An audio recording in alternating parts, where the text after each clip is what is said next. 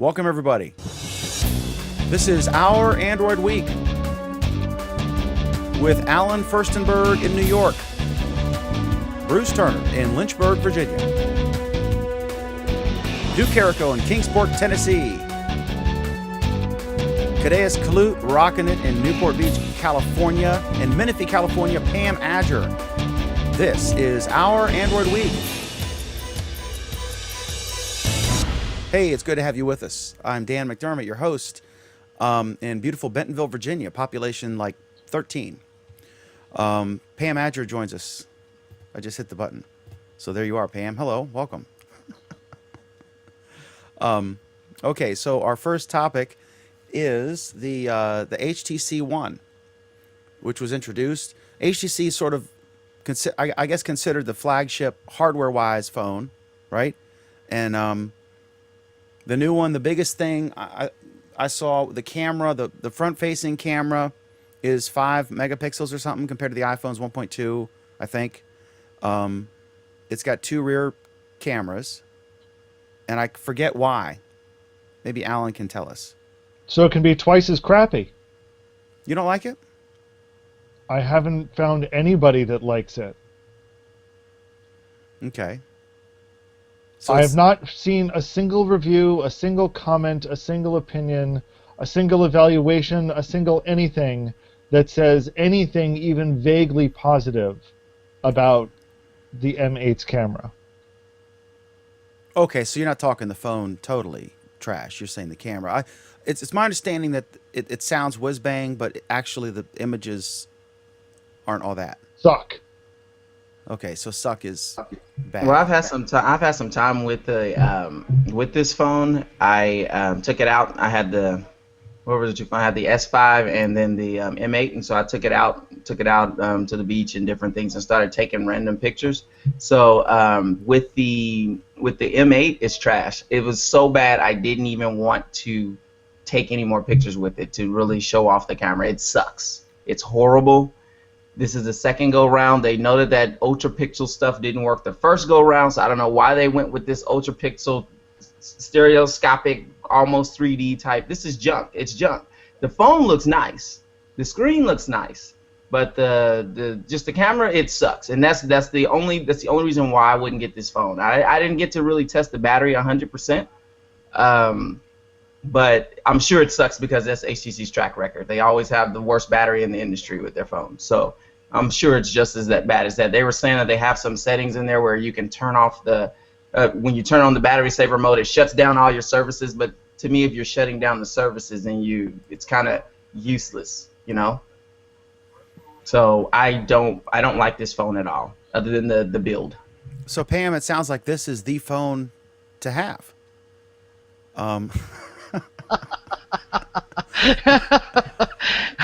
Because this is weird. I don't know how to do with my selfies. Even the front-facing camera at 5 megapixels sucks comparing to other front-facing. Yeah. Did you take any selfies?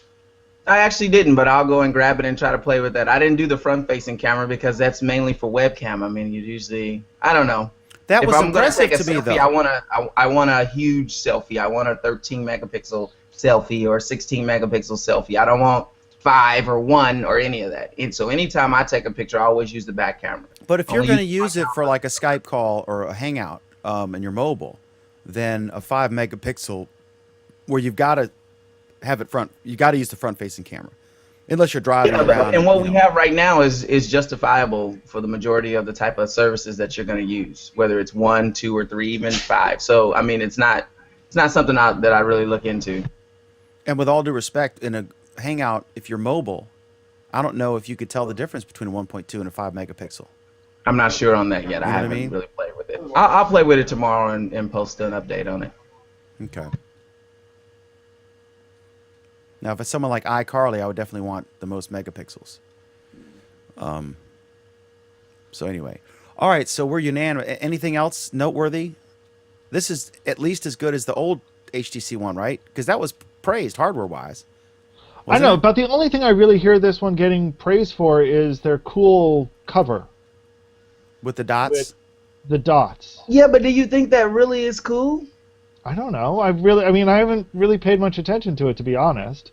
Well, So what- wait. You mean a physical cover, like it has no utility to No, it? There's it's a reason. got It's it's just got, has some it's got a dots on bunch it? of holes like you poke pins in it, and it'll with the cover on, it'll give you some basic information like the time, right, or it's cloudy, or the temperature, that sort of thing, while the cover's on. So you're still getting protection, and it's sitting on the counter, and the cover's on it, and you can still get a couple basic, almost like a smartwatch or glass would give you. It's kind of like a dot matrix. It's kind of like a Connect 4 board, but only smaller. And then they shine the screen through the little holes, and then it makes little whatever. I wonder how much battery life that eats up, having to shine through there. I mean, don't most of you guys have covers that don't have a front on them? I mean, it's unusual for people to have a cover like mine where it looks like a wallet, right? No, most people have covers like that. Really? I rarely Yeah. see those. I see them on tablets, but I rarely see Yeah, them. I just on see phones. the silicone sides and back. I very rarely, especially on the iPhones, I don't see anything with a cover on it. No, most of the ones I see, people have covers on them. That's kind of the standard. My daughter has what is it, the Samsung Galaxy S4, I think it is, and it has like a little thin cover, but then it has like a clear window where you can see the time through the top. But you know, I mean, I just wonder if you have your display set to Echo or Eco or however you want to pronounce it, if it's going to have enough juice to, you know, push through the little dot holes, whatever you call it. I don't know. We've lost Pam, everyone. Yeah, I think it's the cover's built. I think it's like an OEM accessory, and it has stuff that does stuff. I don't know what the fuck it is. I mean, I'd rather just bejewel the cover and, you know. so a be couple done with it. comments. Thomas Milne says, "Yeah, bad reviews all around. Lens is bigger than Mega Gig Ultra Pixel."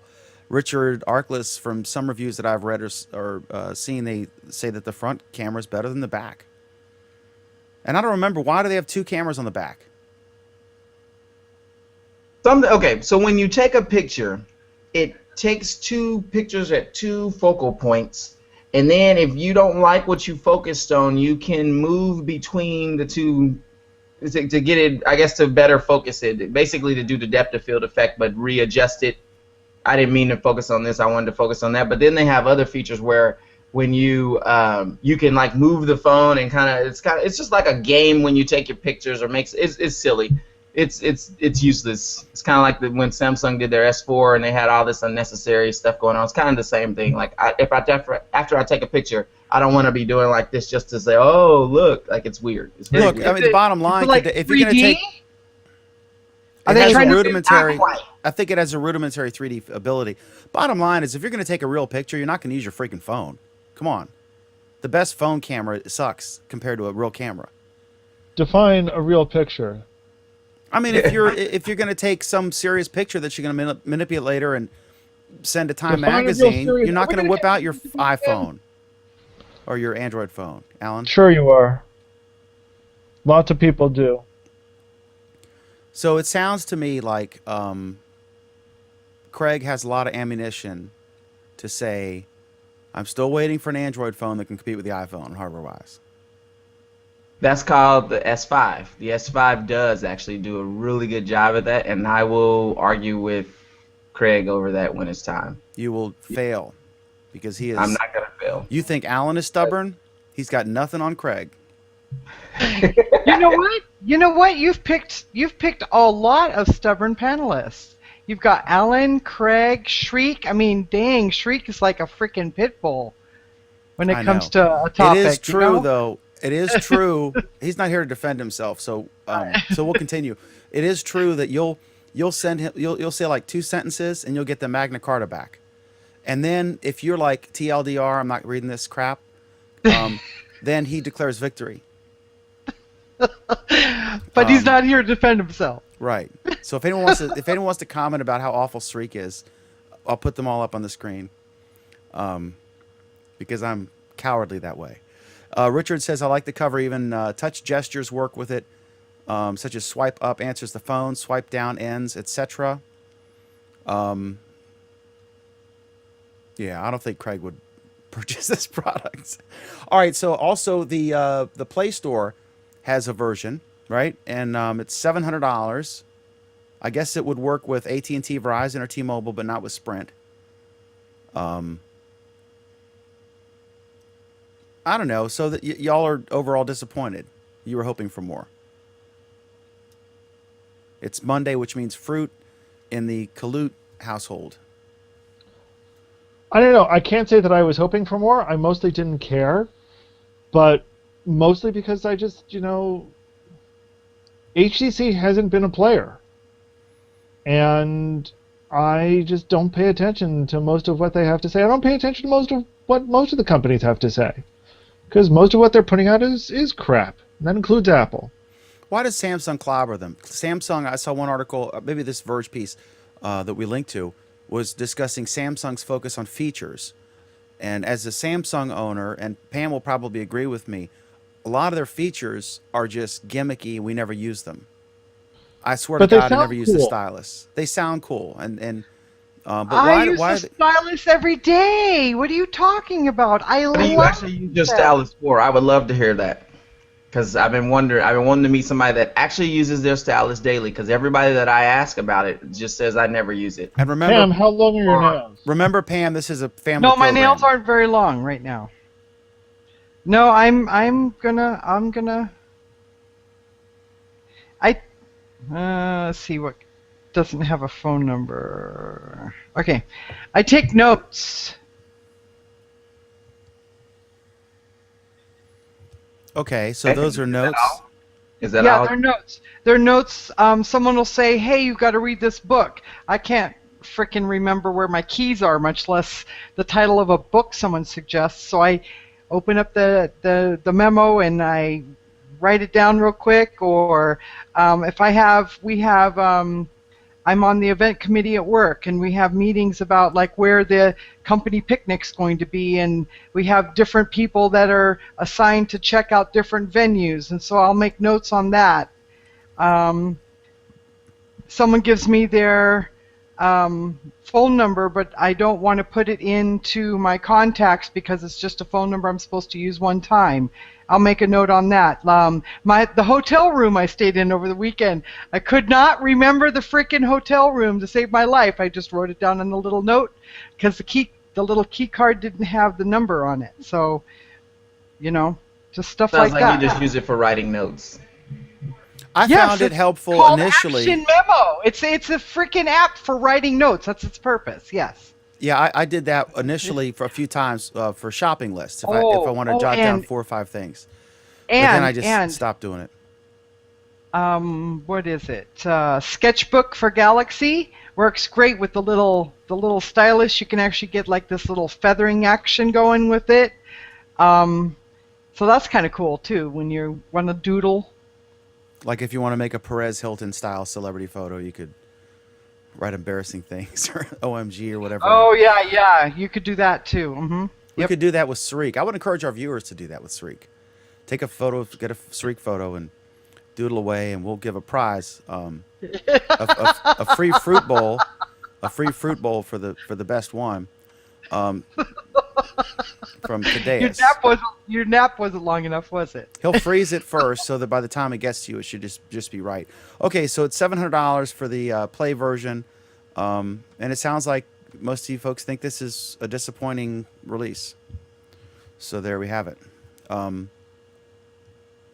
Our review of the epic, awesome, most asbestos HTC One M8. What does M8 mean? Random? Mate. Oh, is it pronounced mate? Okay. All right, so next up, Microsoft and Dell signed an Android Chrome OS patent agreement. Apparently, Dell's paying Microsoft, right? So don't even know what. Well, they get to join a long list of other people who are paying Microsoft for every Android phone that gets made. Don't they get it like a couple billion a year? We covered that in our Friday show, Google Plus Week. It's more profitable than their phones. That's funny.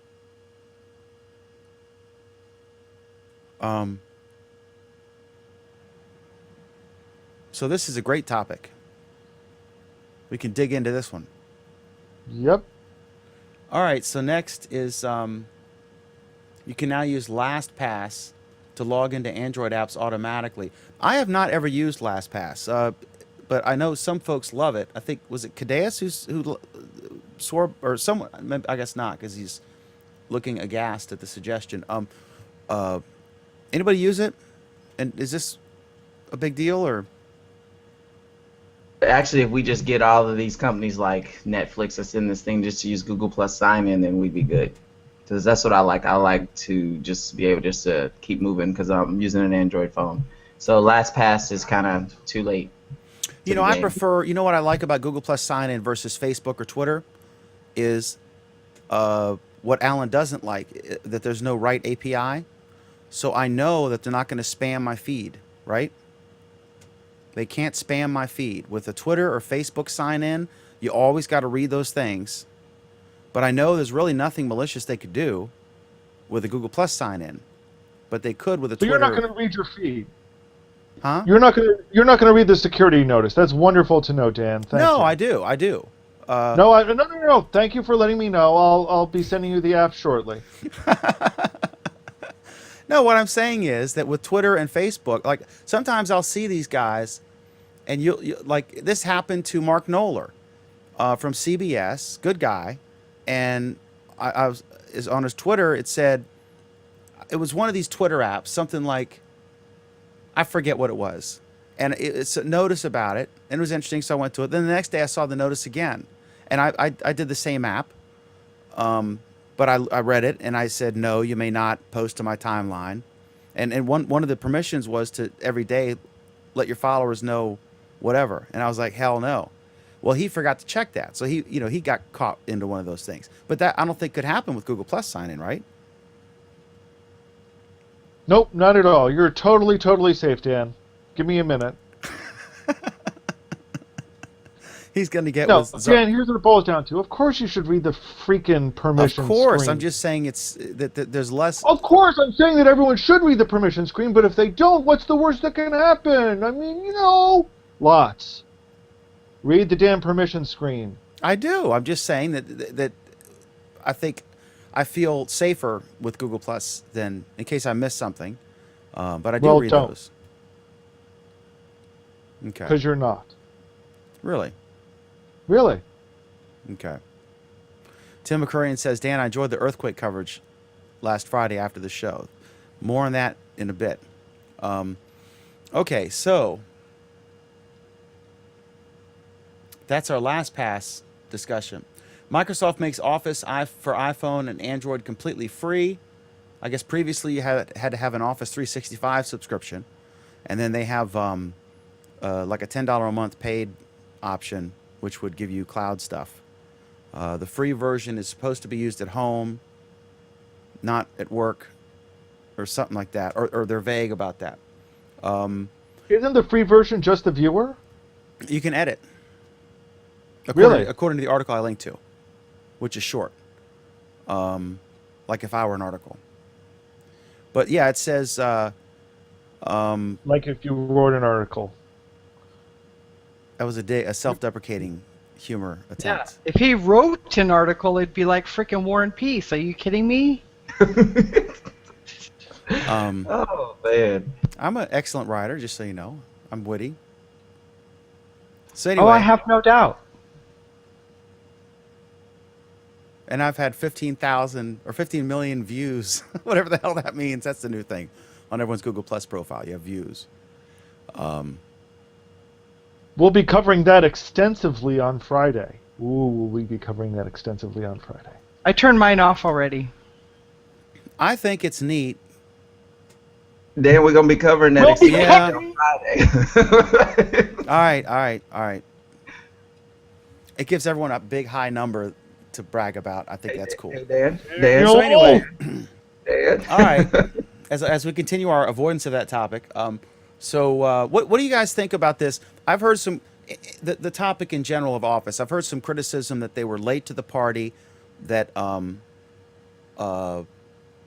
this applies to iPhone and Android. I know that they. Here's the rumor that I heard. This app has been done for 2 years. Really? Done. Ready for release. There was only one thing holding it up. Google? Nope. What's his face? The sweaty Balmer guy? Yep. Aha. There's been a change in that area. Uh-huh. So he didn't want to be on Android because that would make Android phones more attractive because you could have their wonderful products. Instead, you'd buy a Windows phone, and both of the people who bought Windows phones are done buying them, and so they've decided to go ahead with the new CEO to do the obvious, to be on the number one platform. Well, the other thing is they wanted to be able to do sign-ups for Office 365 through in-app purchases, and they didn't want Apple to take their 30% cut of that. And they finally capitulated and said that Apple can get their cut if they make any money off that at all. Wouldn't you rather have $7 per user for 2 years than nothing? Would you really like your competitor to have any money on you, from you? I mean, do they really think they're hurting Apple or Google? By not. I mean, I don't know. Well, no. I mean, that was about the only reason why anyone would buy a Surface tablet, though. And now they just, undermine that thought. Has anyone used these? I have not. I have not. So, I mean, And I didn't. Only reason why I didn't use it is because I'm heavily vested in Google Drive, and I'm just not interested. Not interested in it. I mean, and honestly, if I was to leave Google Drive and try to use something different, I would probably actually go to Pages and Numbers and the Apple version of stuff. I'm just Apple versions are very slick. Yeah, I'm totally not interested in Microsoft anymore. I gave them a chance. I gave them many chances, and I'm just not interested in them. I don't even want to buy their game system anymore. On the Windows PCs, like when we buy stuff for the office, I stopped buying Office. I started using OpenOffice, which does everything we need, as far as opening up. OpenOffice is pretty ghetto, Dan. It is very ghetto, but when someone is simply emailing us a press release that's in Word, and all we're doing is opening it up and then copying the text and then either pasting it in the paper or editing it, etc., it's fine for that. But Google there's Drive no comparison. already, and so does Pages already do that. You don't necessarily. My Word. point is, I don't the days when you had to have Word and those are gone now.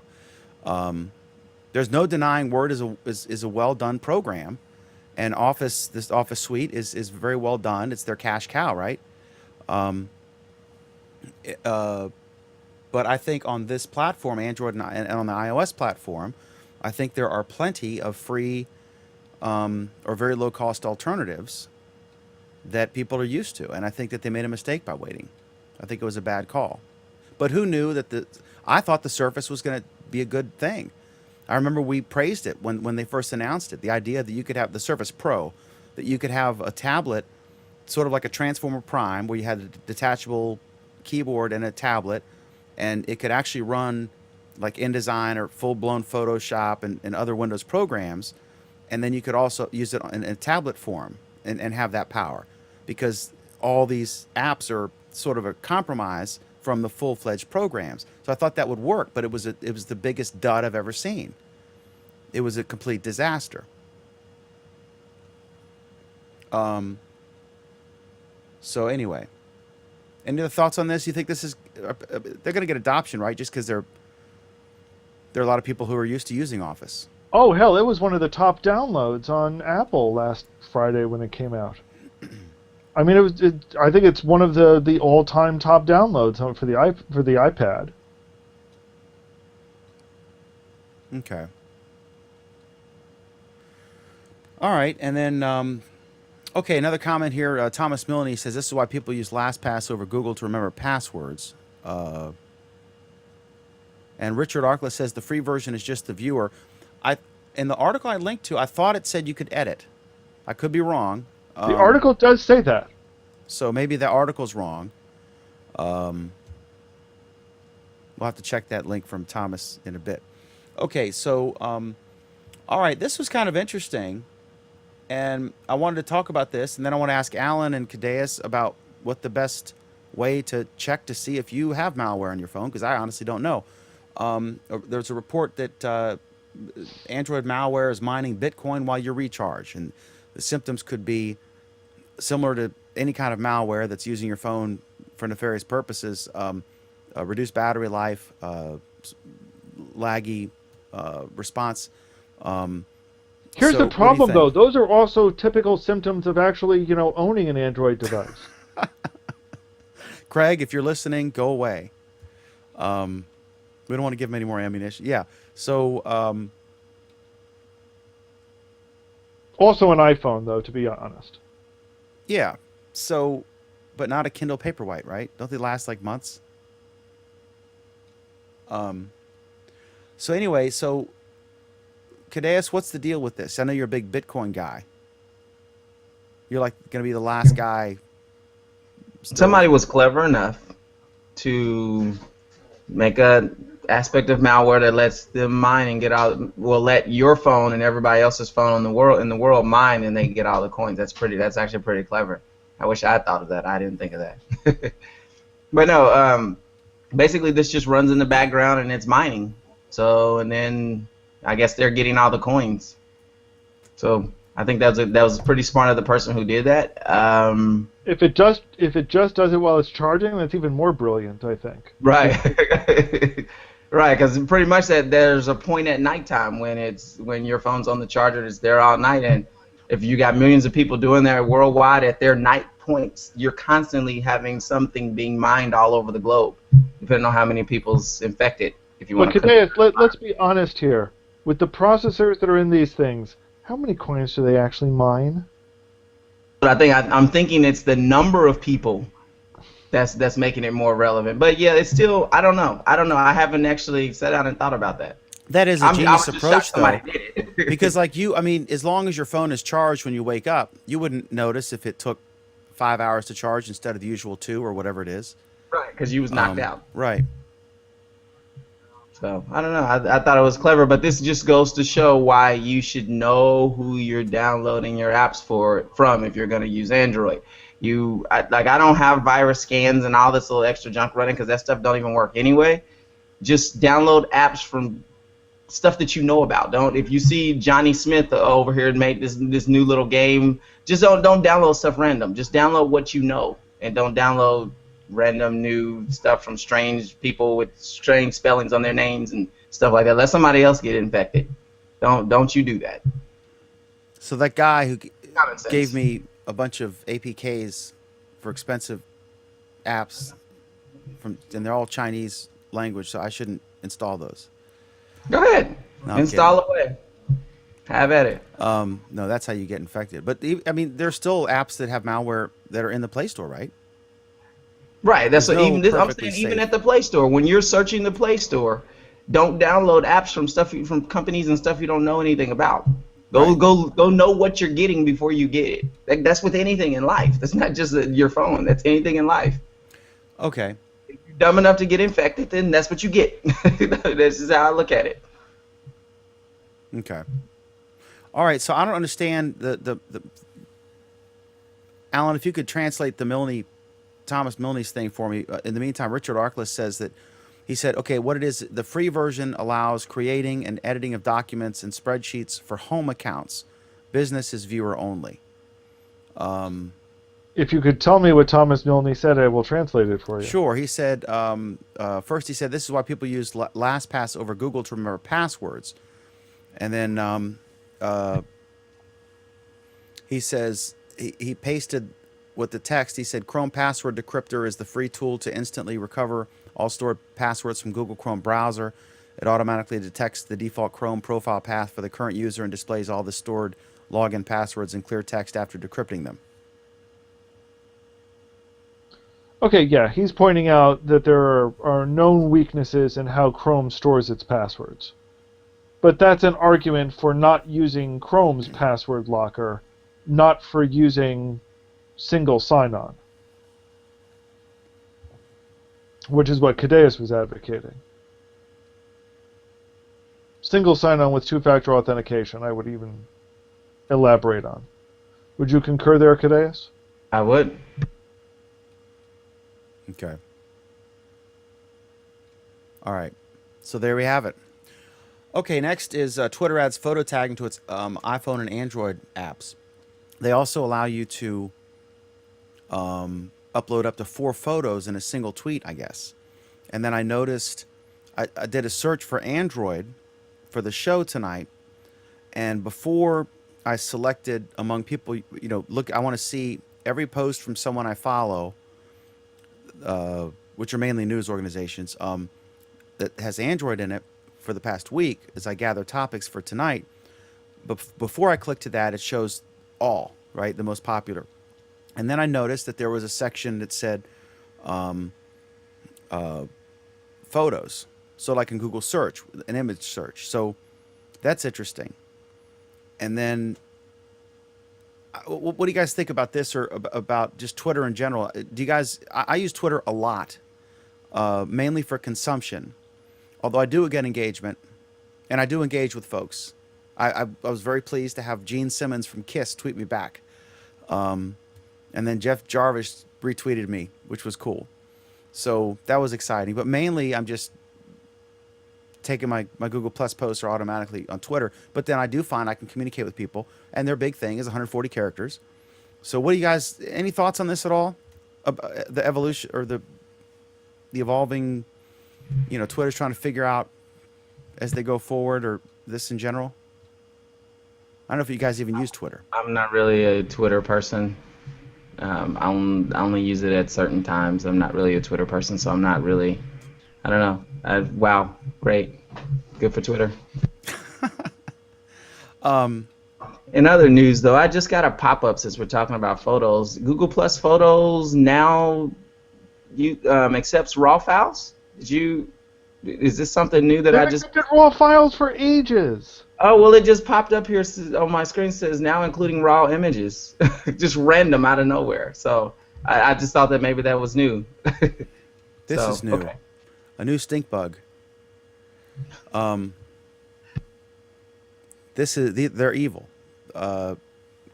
So, okay, Pam, do you tweet? Are you a Twitter person?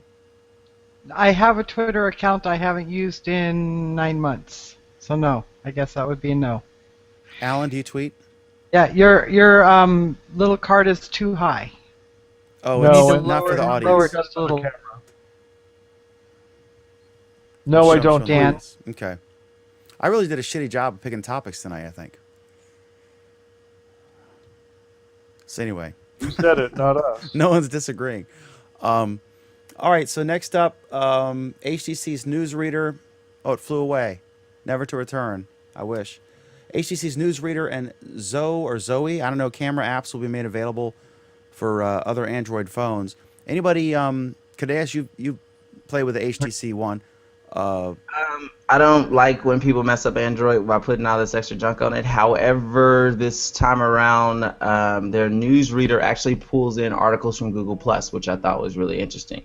But when you click it, it takes you to Google Plus. It actually opens the Google Plus app and takes you right to the thing you was reading. But so that kind of got my attention. But That sounds bulky and slow. No, yeah, it wasn't actually. It wasn't at all. It was very smooth. Really? Yeah. I mean, every time, like, Dan, you really should start using these widgets one of these days. I don't have I've an been HTC talking about them for phone. a couple of years now. I don't have an HTC phone. They just now. Dan, you're not even Dan. The article is that it's no longer just on HTC. No, I'm saying he said I should have been using this. And I was like, I don't have an HTC. Now it is, but I didn't. Have you ever used the Google Plus widget? I don't know. No, you I haven't. think I have. I think I may have it on my phone, Oh boy. which is no longer cracked. I'd hope you have it on your phone because it comes with the Google Plus app. Widgets, I mean, this is one of the neat things about widgets is they just live on your home screen. They're there. They just work. Now, one of the things I'm curious about Kadeaus, though, is if it shows private messages. So if it shows anything that is not a public post, or if it only shows public posts. Well, you link it with your Google Plus, so it's bringing in everything that you're able to see. Are you sure? I'll double check. I'll get Charlie to double check. I would be very curious if it can bring in private messages. Okay. I'll get back to you on that. So there. All right. So that happened. Okay, Google is reportedly building. I'm hoping that Kadeaus and Alan can translate this to English for me. Google is reportedly building new Android business features, APIs, enterprise apps, data encryption, and more. Why? And well, the why I guess is obvious. But tell us what this is, and is this a big deal? They've had such a smashing success with Google Play games that they feel they have this burning need to replicate this concept with Google Play for Business or something equally stupidly named like that. I don't know. I mean, fundamentally, they're trying to say that that Android's got features that business users are going to want. It's got features like, it will have encryption. It will be able to do additional authentication. There's going to be stuff so that a company can feel free to deploy Android devices and control them centrally instead of having to manually configure each one. Stuff like that are certainly things that enterprise customers want that we haven't seen on a grand scale yet when it comes to mobile.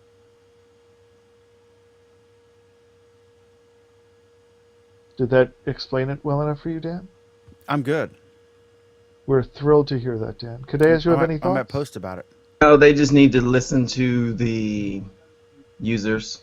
I mean, you guys do have to realize, I mean, both of you guys do some kind of coding stuff, right? I mean, the more shit that you want for your phone function, right? The more cumbersome. Have you guys tried using Chrome lately? Right? It uses up. There's like 9 instances running every single time I log into Google Plus. Right? It uses up resources. It's slow and kludgy. What do you guys think all these little things that you guys want your phones to do is going to do with battery life and usability of your phone? Well, but here's the thing, though. The point is not to make it like a computer. The point is to get you until you can get to a computer. You seem to want all this stuff. But here's the thing, Pam. A lot of what this is, though, is it's okay. So people are bringing their phones to work. So now you, as the corporate security guy, are in a grand panic because people are walking away with your corporate data on their phone. So instead you issue them a phone, but it turns out you've got no control over that phone as a corporate user. So they're still walking away with all of your data. Or playing Angry Birds on it, which you don't want them to do. Those are the things that businesses want to control over phones. It's things that BlackBerry offered, and it's why companies liked BlackBerry. Okay. I agree with you about, crapping up phones. Well, I mean, users aren't going to want all that, though. I mean, I take my phone to work, but I don't use my phone Sure they are, at Pam. work unless my husband texts me or something. I mean, otherwise I'm only using my phone when I'm out on break. No, people will want that. And the reason why they'll want it is because either that means they don't bring their phone to work, or if they're getting a corporate phone, it means they need to, give up a phone every 2 weeks and hand it over to the IT department to do whatever the hell the IT department needs to do on it that week. If the IT department can just manage it remotely, great. You don't need to give your phone back. I see the rules a little different for corporate use and for personal use. Oh, I absolutely agree. The point though is these are features that are aimed at corporate use. These are aimed at corporate phones or corporate tablets. This is trying to bring some of the same management features that Chrome, that Chrome OS has on it.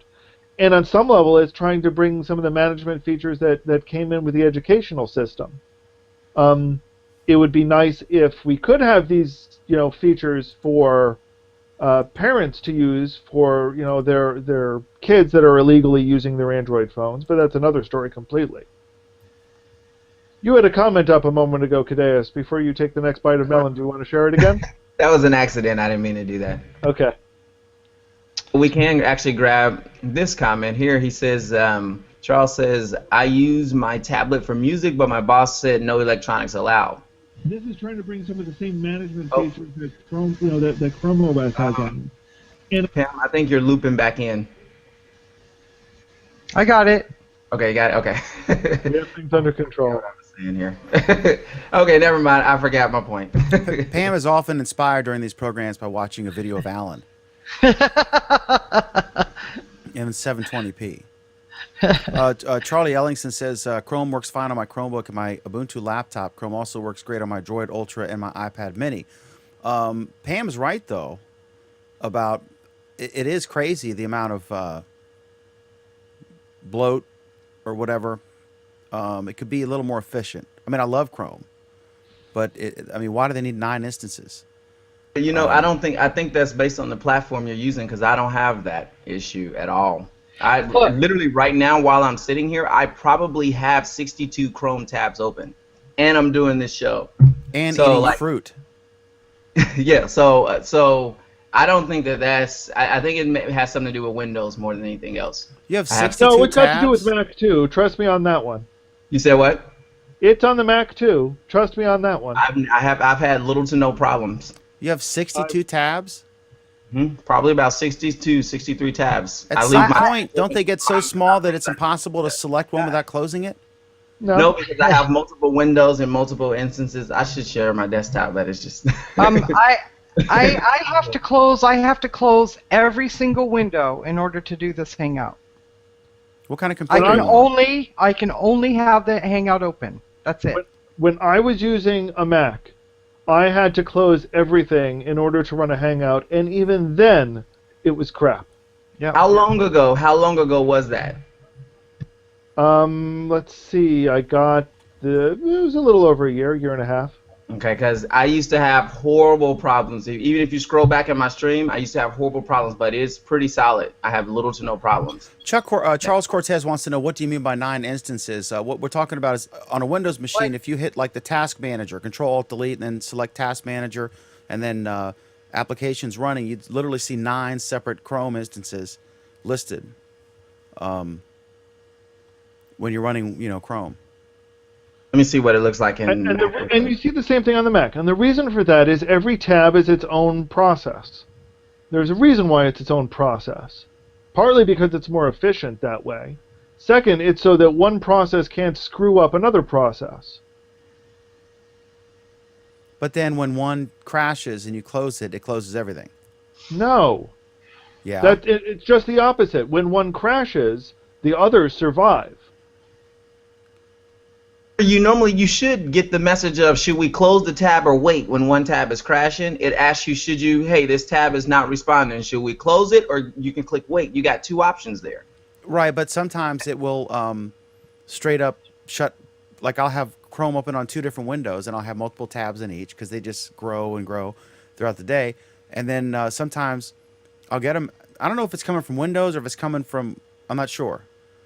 Know what? Now that you brought that up, it will shut both of them. We are so off topic. Yeah, I know. Welcome to Just Chrome one more Week. thing. Now that you brought that up, I did go to the activity monitor and look, and he's right. There is an instance for every single tab I have open here. You have 64 instances. For every single tab. That is, that was the fundamental design of Chrome when it first came out. That was actually the brilliant concept of Chrome when it first came out. That since everyone was in its own process, no process could corrupt another one. You had no security leaks between them. And that when one crashed, not if one crashed, when one crashed, you could safely let it crash because it wasn't going to screw anything else up. Unlike all the other browsers that were out at the time, that if one tab got funky, the rest of them would automatically go down the drain. Also, I imagine there's a performance, up to a point, if your hardware is capable, there's a performance boost from this, because unlike having to, like if you're switching from Photoshop to InDesign, in my case, sometimes if I got a lot of stuff open and it's heavy, like toward the end of making a paper, I've got a lot going on my desktop, and if I switch from one to the other, it takes a while. But in this case, switching from tab to tab, there's no lag. It's very fast. So I guess that's because they're all almost like separate. Really, it's separate windows, right, of Chrome, separate instances of Chrome, but they just appear to be tabs. They're You presented realize that way. that would completely contradict what you just said, Dan? I can do that. I'm the host. All right, so there. Okay, Next so topic. I'm right, and Alan's the other thing. No, I'm just kidding. All right, so Sony won't use Android Wear. We'll stick with smartwatch for now. But then this is updated to say they're mulling over what to do. That would be a mistake, right, Alan? Or do we know yet? I mean, how excited are you? This is kind of like a minor story, but it's like now you've had a week, 10 days to sort of chew on Android Wear. Where are we now? What's your evaluation of it now?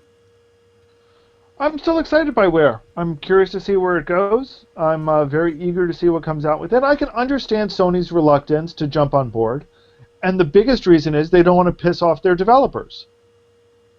I mean, let's face it. If go ahead, Kadeaus. Well, I was gonna say that, and also from what they're on an open platform that they've built themselves, and now they're being funneled into following Google's rules with the because you don't have all the options that they would have. So I can see why they're not so quick to jump on this just yet. And plus Android Wear is not quite the standard either, so it's kind of a standard race as well. Although I do think that everybody's gonna lose, but. And I remember when we first talked about this, Alan brought up on the Pebble that a lot of those folks were Apple iPhone users. And I remember I was looking at some article and about this, and some Pebble folks were chiming in like, man, I'm so glad that they're not going to do this crappy Google thing or whatever. I'd dump them in a second. So I guess there's some animosity there. But we'll see. I just think I'm totally going to buy that thing. I can't wait to find out how much it costs and when it's going to be released, the round one. Not the LG one, but the other one. I can't remember the name. The round watch. The Motorola, whatever the hell it is. So, yeah. All right. Pam you is not with us right now. Okay, so... all right, so there was a post Mike Elgin wrote about this powered by Android requirement. And he makes the case that this will cause some folks who are deciding whether to go the way of Amazon and fork Android or not, to maybe go and not use the official Android version and fork it over. And he talks about how, like, when you see an Intel Inside sticker or powered by Windows, that those manufacturers actually pay the OEMs to, that Intel or Microsoft would pay the original equipment manufacturers for those stickers. And in this case, they're saying if you want access to the Play Store and the official Google services, that you have to have their specific logo. What do you think, Alan? Is that a big deal, or is this much ado? I don't know. I'm still trying to figure out his argument about why this is going to cause Google problems. I mean, the only reason I can see is that people are going to start associating crappy phones with Android, whereas before they just associated crappy phones with, HTC.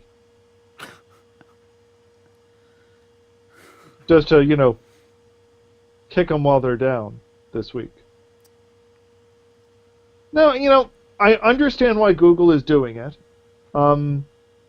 They kind of, they're doing it for the basic reason why they're doing Android, is they're trying to get attention and notoriety to their system, because heaven knows they're not making money off of it too many other ways. But you know, that's kind of the price you pay for going open. You need to either you need to find the revenue channel somewhere, and if the revenue channel is going to be you convince people to put your brand on it, okay. I don't know. I don't think it'll backfire the way Mike Elgin is saying, but I'm not sure it's going to do him any good. Kadeaus, what do you think? Is it a big deal that they... I think it makes sense. I mean, we're going to give you this for free. You can make money selling these devices, and in exchange, we want you to put our logo on there because it is well, but true that's not what they're saying, Dan. You can still get the operating system for free. You can still do whatever the hell you want with the operating system and not mention, not have to have this powered by Android on it. What you do know is if you want the Play Store, you need to put powered by Android on it. Okay, so you don't have the Play Store. Doing really well for Amazon. Amazon could care less, and nobody can have the Amazon store. Can they? They can't put the Amazon store on. Can they? Could Nokia make a phone and put the Amazon store on instead of Play? I guess Sure, why not? If they contracted with Amazon. Amazon, I'm sure, would be happy to. Actually, for that matter, you don't even need to contract with Amazon. You just need to install the app. And Amazon gives you instructions how to do that, so yeah, that's pretty easy. Okay. I don't think it's unreasonable for Google to say, like, hey, can you mention that, what OS you're using? But no. But that's not currently in the terms. And that's not going to be in the terms, and that's not even what's being discussed. Here's actually the other really good kicker. You can use the Android character however you want. You don't actually have to say Android, but you can show the logo if you want. That's totally legal. Is that like public domain? It's not public domain. I believe it's Creative Commons. But so, like, we're not... Yes. They couldn't, like, shut us down because I've got the little guy. No, they can't. I got the little guy right there. Nope, they can't. Okay, cool. You can do whatever the hell you want with that little guy, and they can't do anything about it.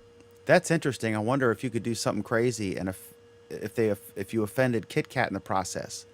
I'm sure they agreed to allow it in the same terms. KitKat's another story. KitKat has their own trademarks. But they allowed KitKat to be part of the Android logo, which is Creative Commons, right? No, not really. That's a separate logo. It's more precise that KitKat is using the Android logo for its logo, which they can do legally. And I have yet to see one of the KitKat Android-branded actual chocolate bars in the store. I keep looking, I don't see them. Well, they're all out of the stores by now. All right, so there we have that. And we'll be seeing the Lollipop branded Android stores in 87 days. What is it? Are they going to switch from KitKat already at I/O? You think? Yeah. 100%. That's my guess. That's your guess. That's my guess. Which is better than most people's guess. No, not really, but We're always right, so there's that. But what do you think the name's going to be? Lollipop. You don't think they're going to have is there a brand that begins with L that they could use?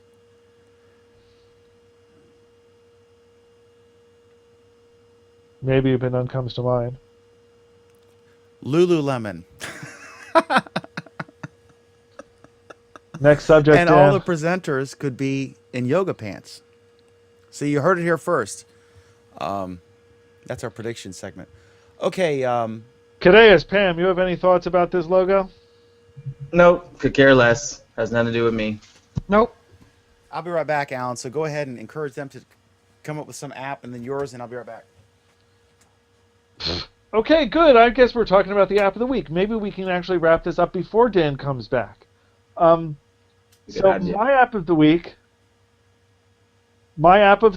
is Google Maps. And the reason why it is Google Maps, even though we've probably covered it half a dozen times, is they launched a new feature on it today. So yes, Those of you out there who have always wanted to go hunting for Pokemon can now use Google Maps to hunt for Pokemon. Gotta get them all. 150. I've got 25 so far. How about you, Kadeaus? Charlie wanted me to let you know that it's supposed to be what, Charlie? Gotta catch them all, stupid. Gotta catch them all. Thank you. What did I say? Gotta get, what is, I don't Gotta remember. Gotta get them all or something Gotta like catch them all. that. Say So that- I thought this was a pretty funny thing. I actually pranked a few people and had people really excited to go and do this. So I thought it was a pretty good idea. As their April Fool's pranks go, this is okay. Yeah, I liked Google Fiber. That was one of my favorites. And we all have to remember that Gmail was launched as an April Fool's joke 10 years ago. Yes, that's right. You have this incredulous look, Kadeaus. Yes, I forgot that. I forgot about that. That it launched on April 1st, and it launched with what everyone was calling a totally absurd amount of storage, and everyone was like, "Oh, this is a terrible joke," and it wasn't. So, what's your app of the week, Kadeaus? All right, so my app of the week, everyone's been yelling at me about having an earthquake app, and I'm like, I do have an earthquake app. So give me a second here, and I will share with everyone my screen. Give me a second now. Oh, I got to get used to it popping up behind. Sorry, guys. All right, so this is my app of the week. It's let me make sure it's popped up. It is. It's Yurekuru call.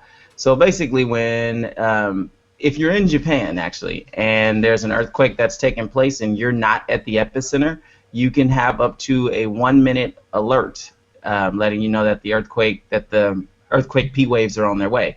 So then that way you can prepare yourself for when everything starts shaking around you, versus you just have a surprise like last weekend for me. So I really like this app. It always goes off your GPS location, and not only does this sync in with just the app, but it also syncs in with what's it called? Basically the public alert system. So even if you have a basic phone and not a smartphone, you can still get the same alerts, and everybody's phones will go off simultaneously. So if you're on a train and an earthquake's on its way, you'll see like a lot of people looking at each other like, oh, earthquake's coming. Like everyone hears the sound and kind of get ready. So it's kind of interesting. I like that. I wish we had something like that here in California, but I guess I'll have to just do it how it is now. So this is my week. Real quick, the reason we wanted him to do it was because at the end of Google Plus Week last week, right after we went off the air, this always happens off the air, he had an earthquake in LA, and I guess there's been a bunch of them, right?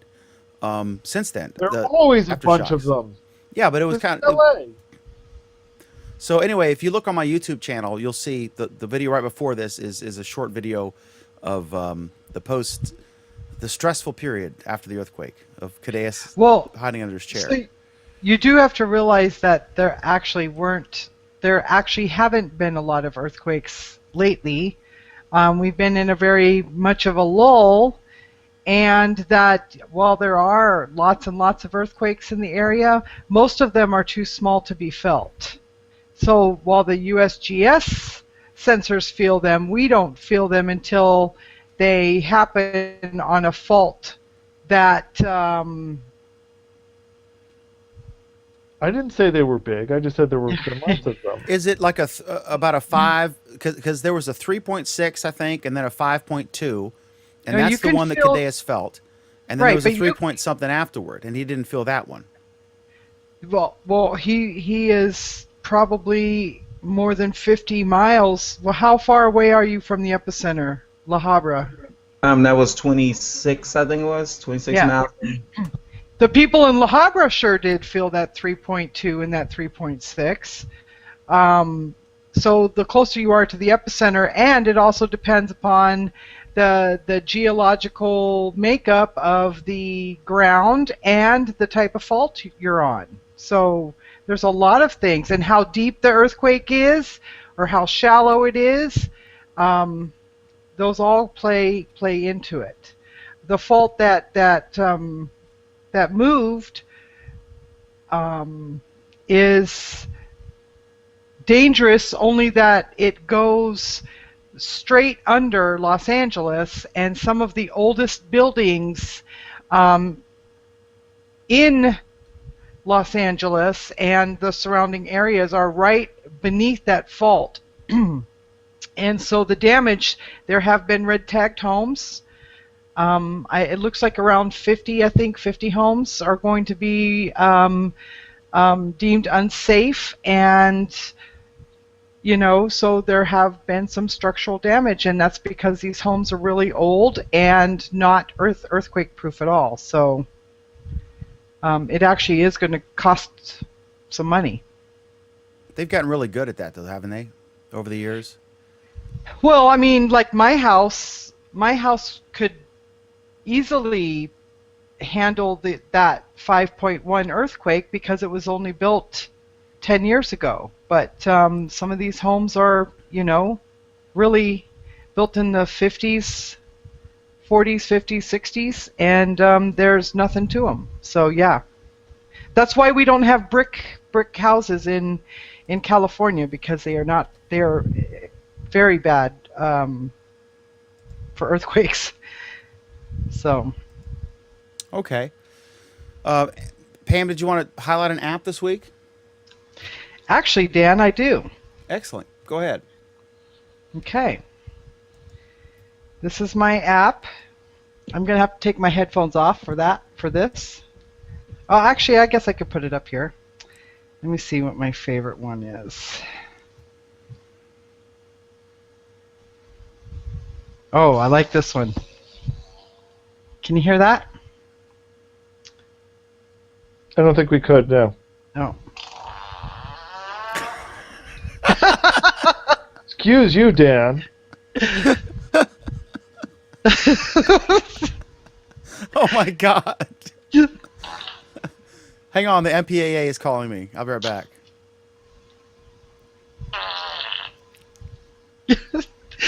It's called Fartdroid. And it has... Is it what we think it is? Yes, it's a fart app. It has 4 pages of farts, all different kinds of farts, from the poot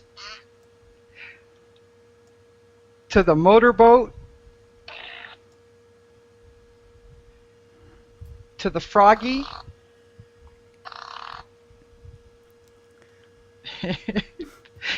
And everything in between. You can even hear farting jingle bells.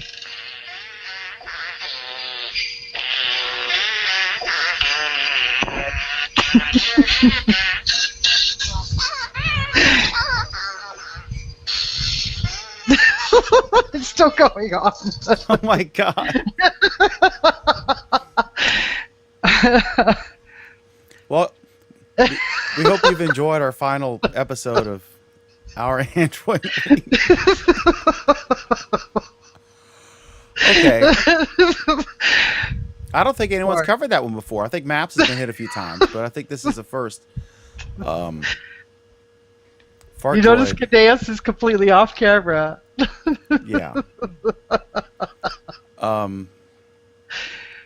All right. Excellent submission. We appreciate that. All right. So that was Fartdroid and Maps and Earthquakes. Okay. So I've got 3 and I'm going to be real fast. I promise I'll be fast. So. Uh-huh. All right. First one is, I got 3 apps here. First one is Coursera. And I just thought it's cool because they've had an iOS app for a while, and they just came out with one. I actually looked at just as a sample, I looked for some different courses to take, and I saw one that was about songwriting, and it was a guy from Berklee School of Music, and there was you can see the video intro. You can actually sign up for the class. I don't know how much of it you can take on the phone, right? But I just think Coursera is so awesome. I'm not sure what their business model is. I mean, they're making money from, it's a for-profit company, but they give the courses away for free. But then you can pay money to get a certificate of completion. But I imagine that an email printout saying you've completed it would be just as good. So I'm not sure how they're going to make money. But I think it's awesome that some little kid in, the Sudan can take a course from Princeton or Yale or Berkeley and learn something and not have to pay anything for it, I think that's awesome. And it's just anything I can do to help these guys, I'm going to do. So Coursera for Android is there. The second one I want to talk about is just fun. It's called Time Hop. And what it does is you log in with Facebook, and it requires that. And then you can also attach your Twitter and if you have Foursquare or Instagram, etc. And each day you'll get an alert telling you what you did a year ago or what you posted a year ago. And so I looked today and I saw that, I guess it was Michael Ware, that college guy, the college basketball player who busted his leg really bad. And I posted that. And it's just kind of a memory, where you a year ago, and then I guess there's like 2 and 3 and 4 years ago as well. So this is just kind of a fun little app. And then the third one I want to talk about is interesting because we're in Virginia, and the Civil War, of course, we're one of the major states that played a role in that. But it's the 150th anniversary, the sesquicentennial of the Civil War. And what this does is each day it gives you that day's news. And I think just because it was such a horrible, tragic event in America's history, it's interesting. You can read about history all you want, but if you've lived through it and seen the news each day as it happens, then you're much more well versed than someone who's just read it in a history book. And so this is kind of a hybrid of those two things. Really? Wouldn't you think? How much current history do you know? I got some game. What, you think you're, a news publisher or something? I'm in a dying industry. But I'm just saying that I think it's as an educational tool, if you could take any major historical event like World War II, Civil War, whatever, 1812, not the song, but and you each day read that day's events, and it's neat to see the way they wrote things. Like the New York Times was NEW-York Times. When they referred to today, it was TO-DAY. It's just interesting to see how reading the writing in itself is interesting, not just the content, but the way that they wrote stuff. So those are my 3 recommended apps just to check out if you're interested in any of those things. So there we go. Any burning stuff we're going to talk about on Friday, Alan? I know we're going to talk about the view count that's on everyone's profile. Almost everyone's profile. You want to give me a 20-second teaser? Trying to think of the most succinct way to describe this feature, and I think the best way that I can describe it is tune in Friday. You want to see me talk about it.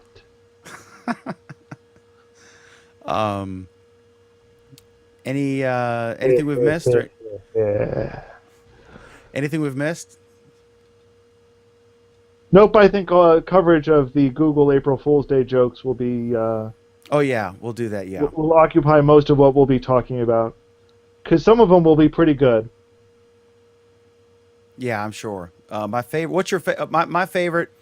My all-time favorite is when the BBC on the radio said that the Earth was aligned, because the BBC always does an epic April Fool's gag, and they said that the Earth was aligned specially, and you might experience a slightly less gravitational pull than usual, and people were calling up like I'm floating around the room, and it was all a gag.